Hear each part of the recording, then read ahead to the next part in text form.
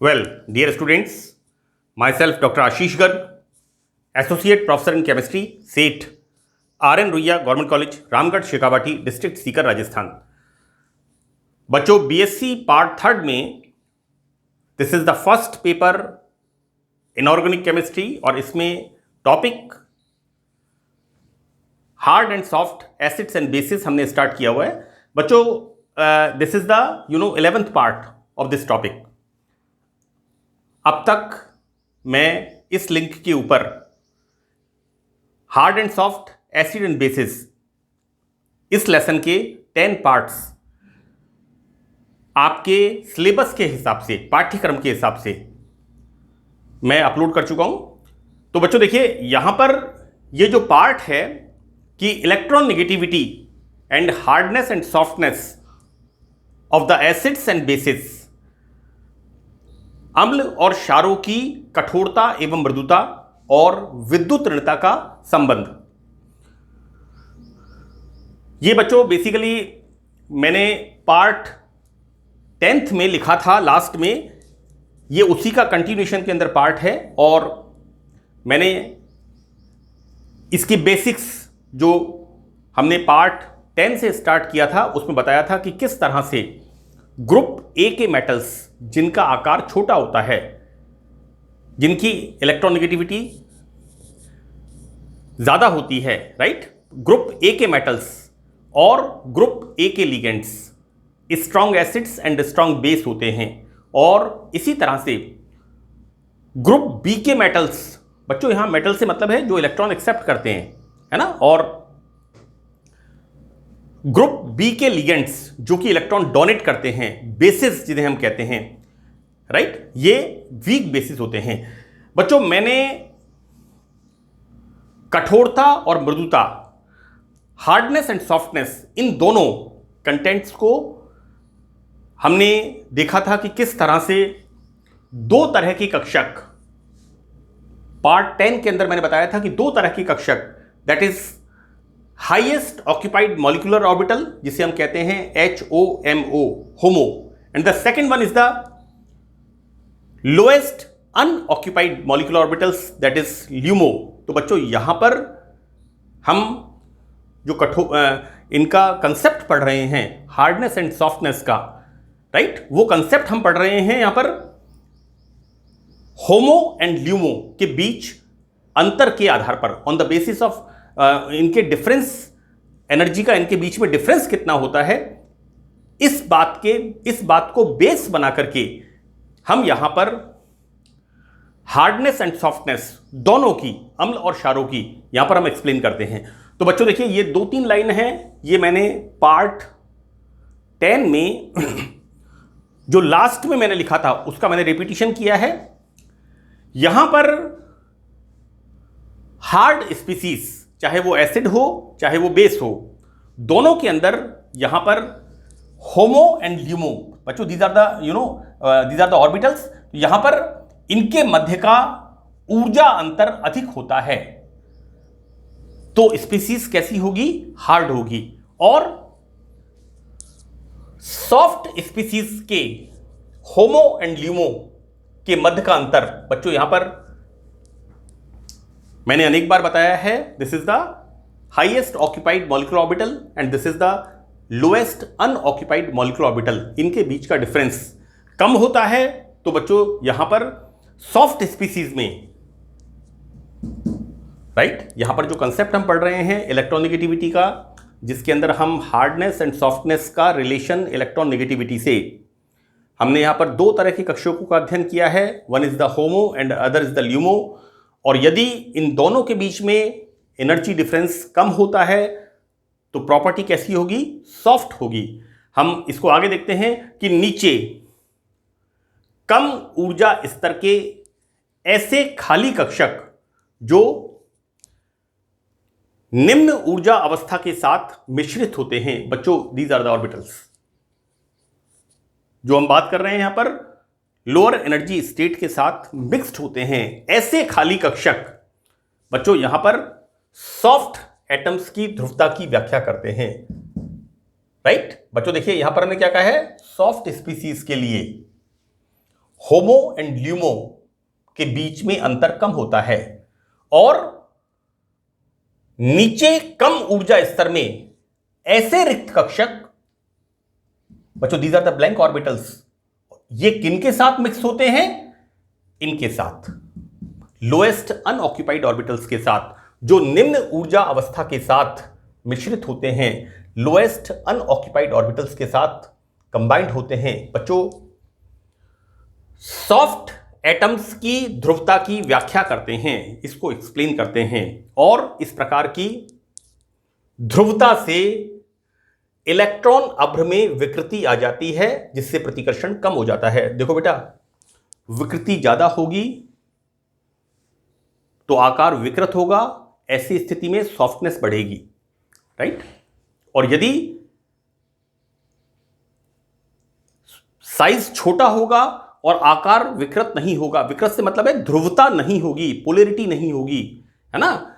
तो अगर पोलैरिटी नहीं होगी तो यहां पर आयनिक कैरेक्टर बढ़ेगा और हार्डनेस बढ़ेगी, राइट। मैंने बच्चों देखिए इस बात को एक्सप्लेन किया है कि जो हार्ड हम एसिड्स एंड बेसिस की बात करते हैं, है ना, तो उसके अंदर क्या है? आयनिक बॉन्ड, जबकि सॉफ्ट के अंदर होता है कोवलेंट बॉन्ड, है ना। मैंने इस बात को बताया है पिछले मेरे इससे पहले वाले लेक्चर्स के अंदर।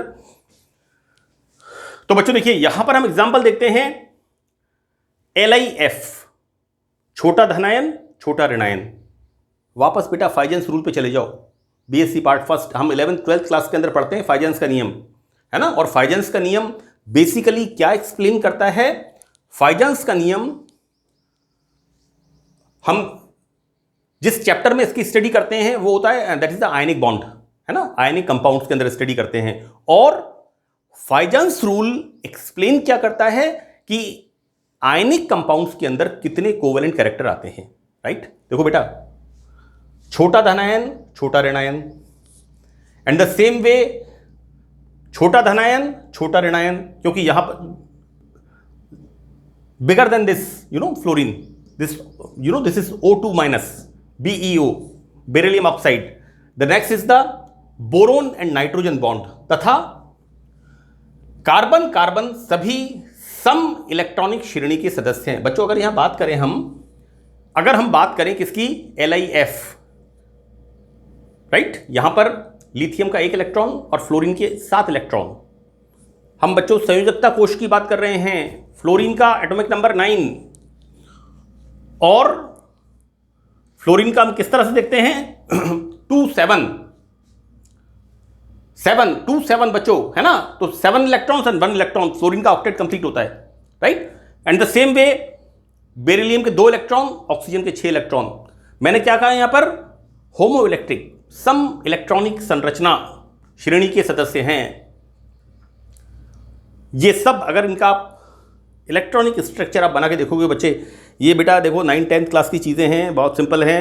यहाँ पर हमें देखना क्या है, यहाँ पर इसका ऑक्टेट कंप्लीट होता है, सॉरी इसका ऑक्टेट कंप्लीट नहीं होता, इसके 2 इलेक्ट्रॉन कंप्लीट होते हैं, एंड इसका ऑक्टेट कंप्लीट होता है, एंड द सेम वे इसका ऑक्टेट कंप्लीट होता है, इसका इस तरह से हम देखते क्या है यहाँ पर,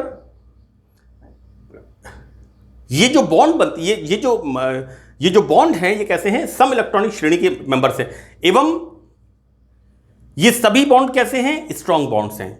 फिर भी इनमें सबसे प्रबल बंध होते हैं लिथियम फ्लोराइड के, आयनिक बॉन्ड्स होते हैं, राइट। बेटा यहां पर क्या होगा? छोटा धनायन छोटा ऋणायन, इनके बीच में धनायन ऋणायन को विकृत नहीं कर पाएगा, तो कोवेलेंट कैरेक्टर नहीं आ पाएंगे, राइट। और अब तक हम क्या पढ़ते आ रहे हैं कि यदि धनायन देने वाले आयन को, जो लेने वाला आयन है, उसके बाहरी, हमने कहा है इसको सीमांतीय ऑर्बिटल, है ना, बाहरी कक्षकों को यदि विकृत करता है तो उसमें क्या होता है? उसके अंदर सॉफ्टनेस, वहां पर मृदु नेचर हो जाता है, चाहे वो एसिड हो चाहे वो बेस हो। तो बच्चों यहां पर सबसे स्ट्रॉन्ग बॉन्ड वो होते हैं लिथियम फ्लोराइड में। इसका कारण अंतर क्रिया के अतिरिक्त इसमें अनुनाद भी होता है, इसके बीच में जो भी इंटरेक्शन होती है इलेक्ट्रॉन देता है, इलेक्ट्रॉन लेता है, ये देता है, ये लेता है ना। तो दिस इज द इंटरेक्शन। साथ में क्या हो रहा है यहां पर साथ में इस तरह का बॉन्ड, तो यहां पर ये इसके अंदर रेजोनेंस फॉर्म भी होता है। देखो बेटा, यहां पर एक स्ट्रक्चर तो कैसा है, आयनिक स्ट्रक्चर है, एक स्ट्रक्चर सिंपल स्ट्रक्चर है, जैसे हम NaCl का स्ट्रक्चर बताते हैं। तो यहां पर बच्चों क्या होता है, इस बॉन्डिंग में 25% एनर्जी कोवेलेंट बॉन्ड से, 50% आयनिक बॉन्ड से, और शेष 25% energy electron negativity lithium atom से इलेक्ट्रॉन घनत्व के अधिक। बच्चों यहां पर देखिए क्या हो रहा है, बेसिकली इस बॉन्ड की हम बात कर रहे हैं। ये जो बॉन्ड हम बता रहे हैं कि इसके अंदर अनुनाद होता है, तो बच्चों इसकी जो बॉन्डिंग होती है, हम एक्चुअली बोल क्या रहे हैं कि सबसे स्ट्रांग बॉन्ड इसके अंदर होता है, ठीक है। और इसका कारण क्या होता है, इसका कारण है इसके अंदर एक तो इंटरेक्शन, देना और लेना, जिसकी वजह से इसके ऊपर आवेश आता है।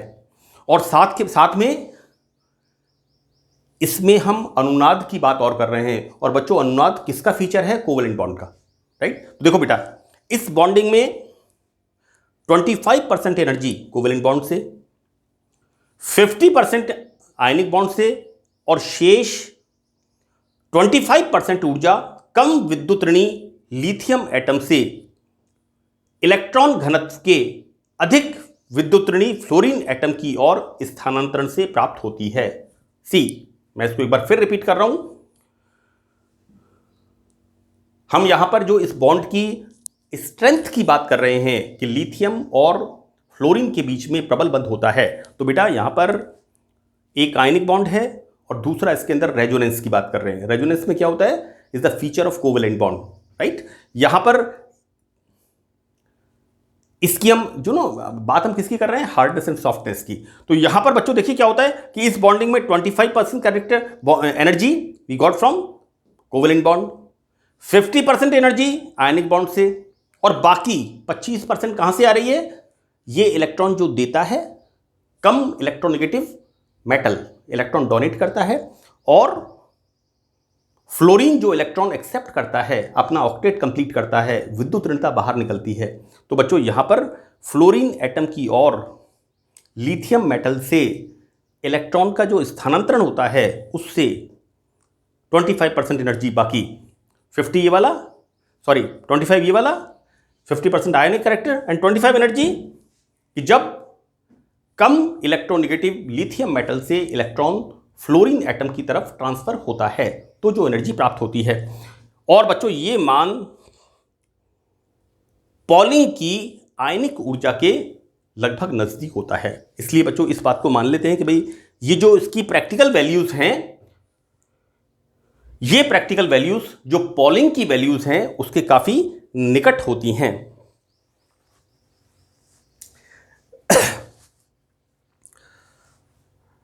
अब देखिए यहां पर जो साहब प्रिंसिपल है, soft and hard acids and bases, ये साहब का मतलब है this is soft and hard acid and bases. बच्चों इस सिद्धांत को यहां पर EAEB और CACB तंत्र के साथ जोड़ते हैं। हम देखेंगे बच्चों ये सिस्टम क्या होता है। देखिए यहां पर this is the E attraction for acids and bases, right. और यहां पर I'll explain this। देखिए यहां क्या हो रहा है कि यहां पर बच्चों EA एंड EB ये एसिड के लिए एंड ये बेस के लिए, अम्ल और क्षार के लिए इलेक्ट्रोस्टैटिक या आयनिक बॉन्ड्स का पैरामीटर। बच्चों ये जो हमने फैक्टर लिया है EA एंड EB, ये आयनिक बॉन्ड का पैरामीटर है जो कि इनके बीच में इलेक्ट्रोस्टैटिक अट्रैक्शन के परिणाम स्वरूप उत्पन्न होता है। बच्चों यहां पर एक साइंटिस्ट था, दिस इज द मैकडेनियल। तो मैकडेनियल ने हार्ड एसिड बेस बंधुकता के आधार पर, एसिड बेस एफिनिटी है ना, के को निम्न चित्र से समझा, बाय दिस एक्सप्लेन।